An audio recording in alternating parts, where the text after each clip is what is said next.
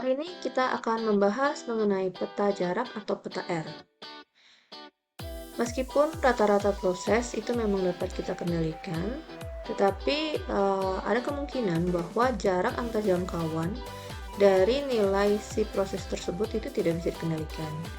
Nah, untuk itu kita menggunakan peta R untuk menentukan batas kewajaran dari jarak antar jangkauan dari peta tersebut. Nah, kita akan menggunakan sama dengan peta X, yaitu ada batas bawah dan batas atas menggunakan rumus ini. UCL untuk upper control, jadi batas atas, LCL untuk lower control, yaitu batas bawah. Nah, nilai D4 dan D3 ini nanti akan didapatkan dari tabel S6.1. Nah, ini contoh perbandingan dari nilai peta X yang di atas dan peta R yang di bawah. Jadi tampak ya bahwa kalau misalnya kita lihat dari peta X bar, si rata-rata ini ya, proses kita itu memiliki rata-rata yang ya kurang lebih ada di dalam nilai tengahnya lah ya. Masih ada di dalam batasnya, kecuali ada yang kebetulan tepat berada di tempat batas bawah ya. Tapi ketika kita menggunakan rata-rata jarak, ya, kita melihat jaraknya, ternyata jaraknya itu ada perbedaan yang signifikan. Nah, ini yang tadi dibilang bahwa rata-rata proses dapat dikendalikan, tapi jaraknya tidak. Nah, ini tabel S6.1 yang kemarin kita sudah sempat hitung untuk menggunakan A2 di peta X bar. Nah, sekarang kita akan menggunakan D4 dan D3 di sini. Jadi misal contoh Roy Quinton ya, ini merupakan perusahaan mail ordering ya.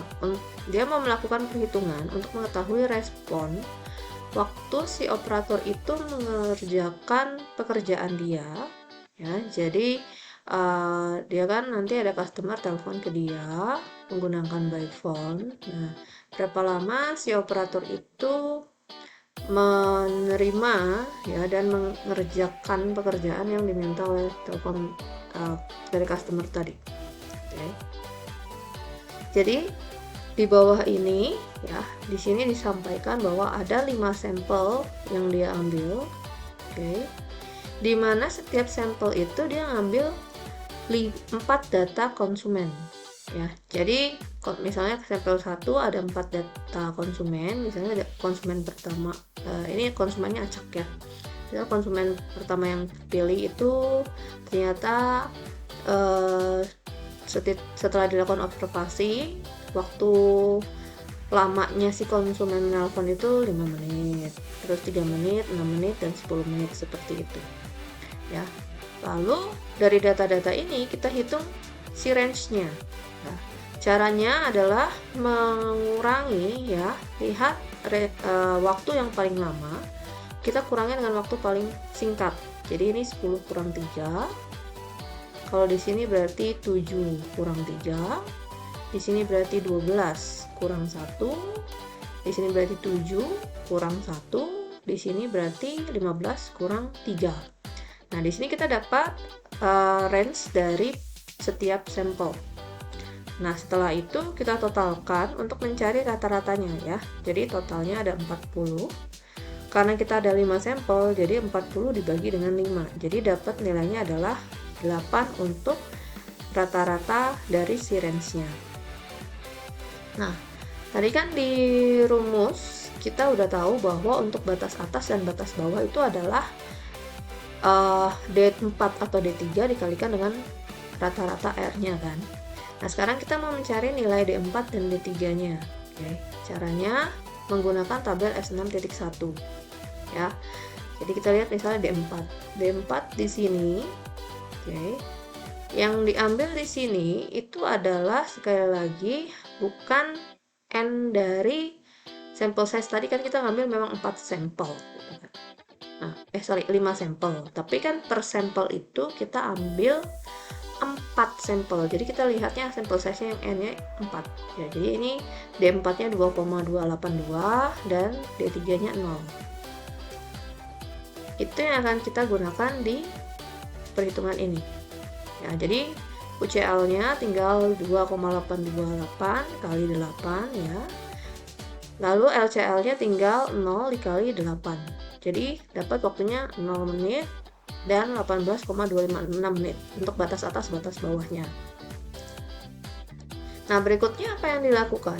Yang kita lakukan berikutnya, kita akan menggambarkan peta ya. Menggambarkan petanya. Jadi gambarnya akan seperti ini, dimana nanti R bar-nya nilainya di sini ya. Nilai R bar kamu, di sini nilai R bar kamu. Kemudian LCL tadi 0, terus UCL-nya tadi 18,256 ya. Ntar R bar-nya adalah 8. Jadi kita akan membuatnya seperti itu, kemudian tinggal menaruh titik ya, menaruh titik dari setiap sampel kita ke grafik yang kita miliki ini. Nah, dari situ seperti biasa kita cek kembali apakah ada data yang menunjukkan ketidaknormalan ya, apakah ada yang di luar jangkauan atau ada yang menunjukkan tren-tren tertentu seperti itu. Nah, ini adalah rangkuman bagaimana kita bisa menggunakan peta X bar dan peta R ya. Ini adalah step by step yang sebenarnya sudah kita pelajari kemarin untuk peta X bar ya, dan untuk peta R yang tadi. Jadi intinya adalah kita mengumpulkan dulu sampelnya ya, biasanya 20-25 sampel, dimana masing-masing sampel itu kita biasa ngambil 4 atau 5 data observasi. Oke.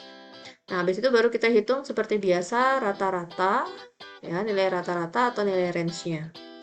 Nah, setelah itu berikutnya kita bisa menghitung rata-rata keseluruhan ya. Jadi kalau misalnya tadi kan kita hitung rata-rata X, berarti kan jadi X bar. Nah, sekarang kita rata-ratakan jadi X bar. Range kita hitung, lalu kita rata-ratakan menjadi R bar, seperti itu maksudnya.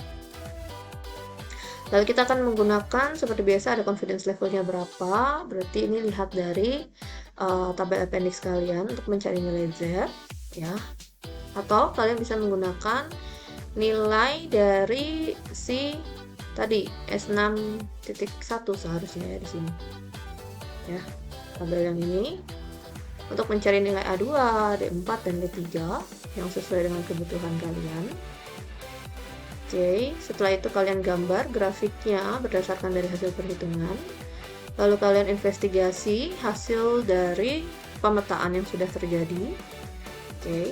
Setelah kalau ada indikasi hal yang tidak wajar atau out of control, berarti yang bisa kalian lakukan adalah cek dulu penyebabnya apa, hilangkan penyebab tersebut. Nah, setelah itu baru kalian collect tambahan data lagi ya. Jadi kita collect tambahan data dari start dari poin pertama dulu, 2, 3, 4. Oke, begitu terus sampai datanya itu semuanya in control. Jadi itu yang biasa kita lakukan ketika menggunakan peta X bar dan peta R. Nah, ini ada contoh ya, contoh dari gambar peta X bar dan peta R.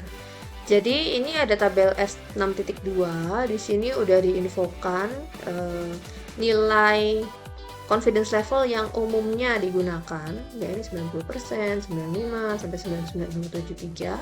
Di sini sudah diinfokan juga nilai Z value-nya. Jadi sebenarnya kalian bisa saja melihat tabel S6.2 ini jika memang nilai persentase confidence level-nya ada, ya. Jadi cukup lihat tabel ini tanpa melihat appendix. Tapi kalau memang tidak ada di tabel ini, ya berarti kalian harus lihat di appendix seperti itu. Nah, berikutnya kita akan melihat ya. Ini adalah contoh distribusi yang terjadi ya jika kita melihat berdasarkan dari nilai rata-rata. Oke, kalau rata-rata kita lihat dia punya kecenderungan semakin lama semakin meningkat ya sesuai dengan jenis distribusinya. Sedangkan kalau kita menggunakan peta R ya, Kalau dilihat jangkauannya itu sebenarnya kan sama semua, makanya nilai R-nya justru seimbang.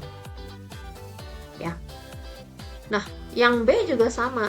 Dia juga memperlihatkan misalnya dari sini ya, kita bisa lihat sebenarnya rata-rata distribusi ini seimbang. Jadi makanya peta X-bar-nya itu dia stabil. Sedangkan peta R-nya ya kan, kalau kalian lihat dia semakin lama semakin lebar, makanya range-nya semakin lama semakin meningkat. Nah, ini gunanya si peta X-bar dan peta R. Jadi kalian bisa cek sebenarnya jenis bentukan distribusi dari data kalian itu seperti apa. Ya, seperti itu. Nah, selain peta rata-rata ya untuk nilai X dan nilai R, kita juga bisa menggunakan peta kendali untuk atribut. Ya. Peta ini kita gunakan apabila kita mau mengambil sampel atribut ya dari sesuatu data yang diklasifikasikan sebagai data itu rusak atau tidak rusak. Ya. Jadi ini contoh petanya. Oke. Jadi sama-sama ada batas atas, batas bawah, dan nilai rata-ratanya.